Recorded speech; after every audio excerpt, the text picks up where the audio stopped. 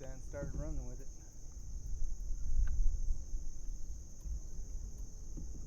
Well, you a big fish, ain't you? You a big one. You're gonna grow and be big. Don't bite too many things. First fish of the day. So long, little fella. Alright, y'all. As I previously alluded to, that our tournament got canceled on Centennial Lake. Didn't bother a few of us because we still went out there, and you know, we'd been thinking about some game plans, and we really wanted to put those into effect and see how well they did. And so that's what I went out there to do, was just see how well my game plan would have worked even though we didn't get to have a tournament. And you know, it turned out all right.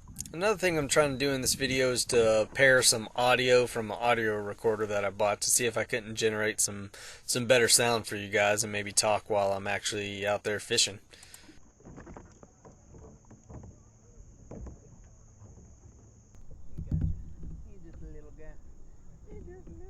He shouldn't have done that. He's just a boy.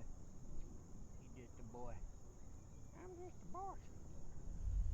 Alright, fella. Mandatory head shake. That's right. So in my previous video, I really knew that the bitsy bug was definitely a good bait to throw, so I upgraded to a 3/8 ounce that would allow me to throw it on my bait caster a little bit better. And I love this little one-hand hook set there. And you know, that worked really well. I also started throwing another bait, a just white Senko. It was about a 4-inch Senko, and that also really worked well on the day. And from what I've been told, it actually works pretty well in this pond just in general.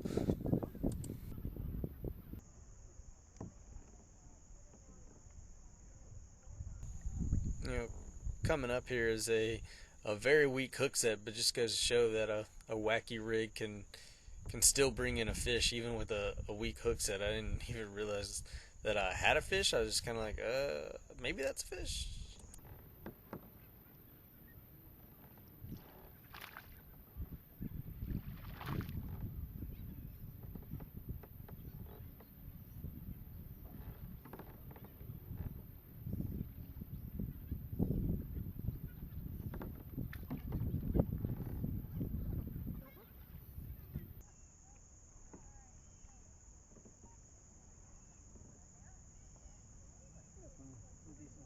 So after talking with one of the boaters, who's also an avid kayaker, I decided to try to see if I could fish this channel, and it didn't take long before I actually hooked up. I just threw a fairly heavy spinnerbait out there and started reeling it along the bottom, and you know, I picked up a spinnerbait fish here, which was one of my bigger ones of the day. It was like 13.5 inches.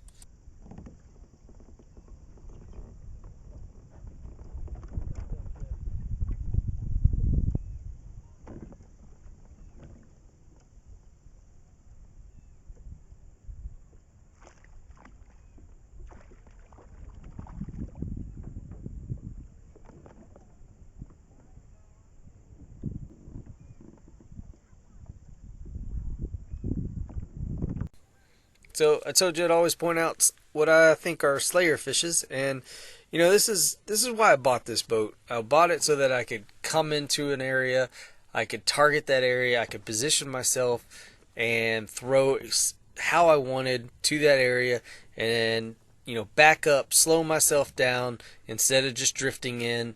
And that's exactly what I did here with this dock. Allowed me to skip this Senko with the best efficiency that I possibly could have, and land this fish, and do so very fast and effectively.